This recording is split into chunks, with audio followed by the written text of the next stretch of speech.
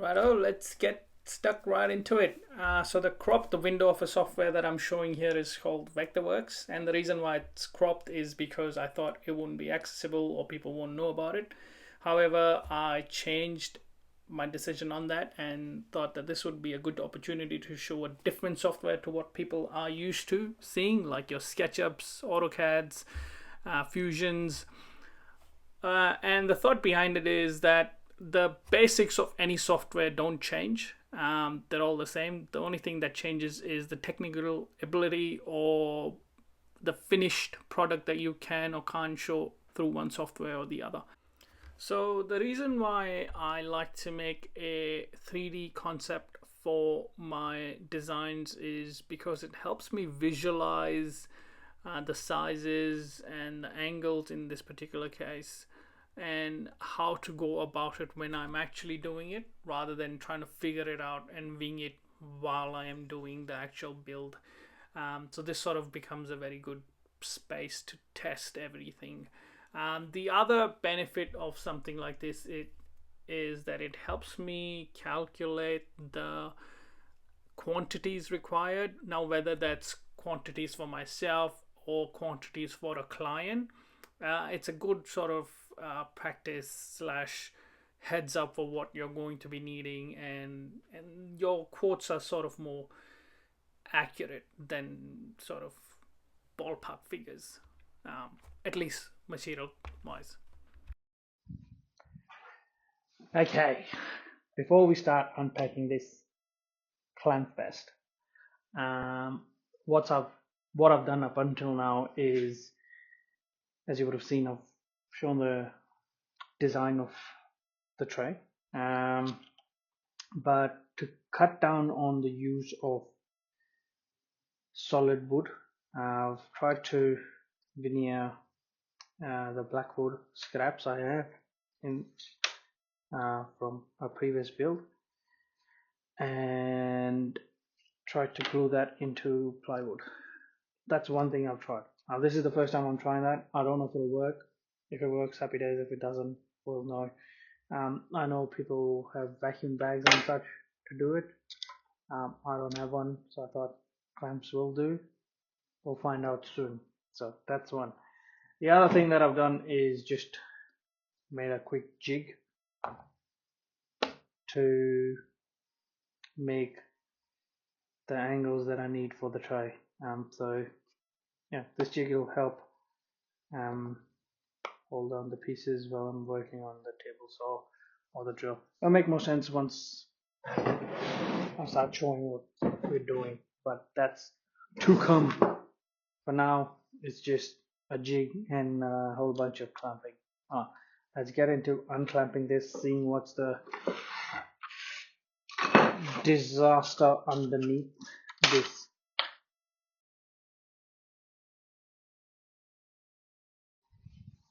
Alright, that's not too bad. It's relatively flat, and yeah, I'll just start putting this in through the drum sander and see how we get. So the one thing that I learned while making my own veneer plywood was that the veneer that you use has to be the same thickness. While the plywood was exactly flat, not having them the same thickness caused a lot of issue, and you'll see exactly why in a second. Hey, after putting this through the drum sander, jointer and everything, edges are all wonky donkey. So I reckon I'm only gonna get that much, which is not ideal, but the other side's worse, so I'll have to fill this in somehow. Yeah, push this through jointer too much. Anyway, that's what it is. Not ideal. So pushing forward with what we have here, I thought the best solution would be sort of take off the pieces that were damaged and glue in patches. Now the patches don't look out of place, but kind of look like a floorboard pattern. But again, the one thing that I think I should have done is made them as close as possible of the thickness, but it was difficult to do because the veneer was very thin at this stage. But yeah, I think this is a good solution. Maybe just justifying it to myself. I know, you be the judge. Right. So the board has had some cracks, as I was shown. So I've just patched them up. Bit of patching here.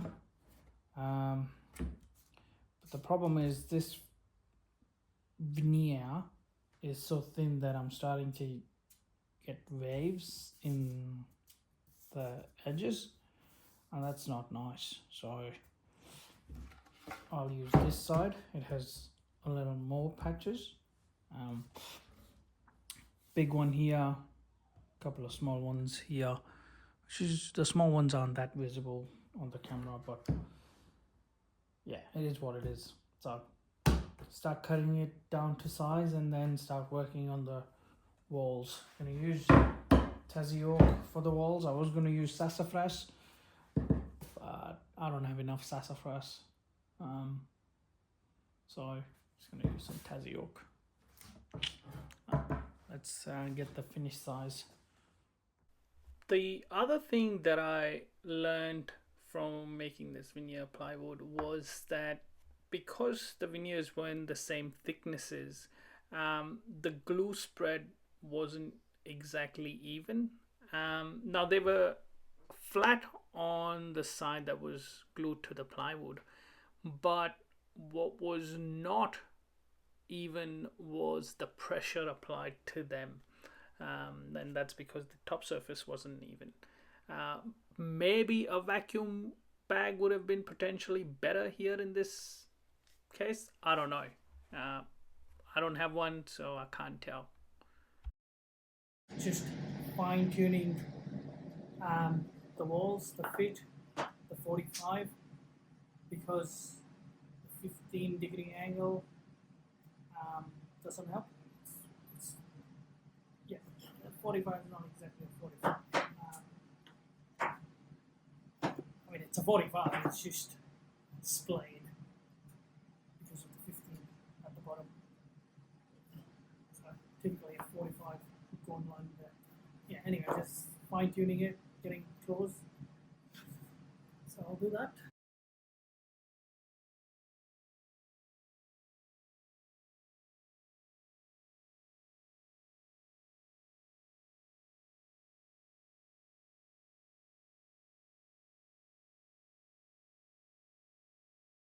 Thought I'd do a quick shout out for the hero of this project, which is this jig. And it's nothing complex, it's just a 15-degree cut on scrap wood. What that's allowed me to do is not change the angle of the table saw blade constantly. Just cut this jig once and then set it back to 90 degrees and then just repeat cut after cut after cut, whether that be for dado slots or whether that be for cutting the ends, whatever. And while it is easy to adjust the table saw, it is not easy to adjust the other tools, and I'll talk more about it when we get to that. And it's all about jigs with these weird angles. So I had this offcut from the previous jig, that bit. Just put that there, hold it in clamps so I can mark 90-degree points or whatever. Otherwise, this keeps moving. It's not stable. So that helps. Small, but just makes it easier to work with. So this is where the jig specially came in handy. While I could change the angle of the saw blade to a 15-degree angle or whatever, I couldn't change the bed or the drill press angles. So just clamping these pieces on the jig meant that I could drill straight down with the jig drill press, and basically saved a ton of headache. So the initial concept was to have this at 45 height. So I'd cut these the Vcash at 45. But the issue was when I gave that 15-degree angle, the height was reduced. When the height was reduced, the hole for the holding the tray went too close to the top, and also the thickness of the base was more than what I wanted or had calculated for. So, like I mentioned, the holes have gone top way too close to the edge. Seems solid right now because I haven't cut it. Once I would have cut it, it would have become very flimsy. So what I did was glue a piece of blackwood. Looks plain because blackwood does that to you. It's just an arsehole to work with. So glued a piece on top of it, just like a edge banding, just to give it a bit of thickness. Is it perfect? No, but it'll do, and no one's ever gonna know. As much as I love using my fancy fret saw, the one thing that I absolutely hate for a simple task like this is how time consuming it can be. So the best and easiest solution for me was to clamp the piece back onto the jig and take it to the drill press, bore some holes along the cut line and or just shy off it, and then aligning the same piece with the corresponding 15-degree angle jig and just using a sharp chisel take off the waste material. As I mentioned earlier, blackwood is an absolute pain to work with because it tends to burn a lot. Now with a very nicely honed scraper, I'm just taking off the burn marks on the top of the edges. Now because this was a bit of a edge banding fix up, the tops didn't line up exactly right. So, but again, that's just very fine tuning that it needed with that block plane. Massive shout out to Livos Konos Natural Oil Sealer. I absolutely love using this product. It is very easy to use and the end results are just fabulous. Thank you for watching this video. I hope you liked and enjoyed this video. And now for some money shots for the finished boards.